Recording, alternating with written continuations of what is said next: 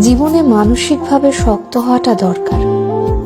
আপনার ভেতরটা যতই নরম হোক না কেন, বাইরে বোঝাতে হবে আপনি একজন শক্ত মানুষ। শক্ত হতে না পারলে আপনাকে প্রতিনিয়ত ঠকতে হবে। নিজের ভেতর আত্মসম্মান বোধ, ইগো কিংবা মূল্যবোধ থাকা উচিত। খেয়াল করলে দেখবেন যারা ঠকে যায় তারা বরাবরই নরম মনের মানুষ। শক্ত মনের কাউকে মানুষ ঠকাতে পারে না। সবকিছু রিভেঞ্জ অফ নেচার অর্থাৎ প্রকৃতির প্রতিশোধের উপর ছেড়ে দিতে নেই। কিছু বিষয় আপনার নিজেরও প্রতিশোধ নেওয়ার দরকার আছে।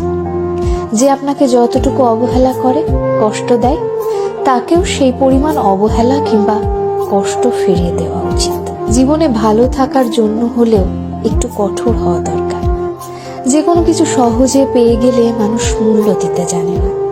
মানুষ হিসেবে আপনি সহজ হতে পারেন, তবে সস্তা কিংবা সহজলভ্য হতে যাবেন না। যে আপনাকে যতটুকু দেবে তাকে ততটুকুই ফিরিয়ে দিতে শিখুন, হোক সেটা আঘাত কিংবা ভালোবাসা।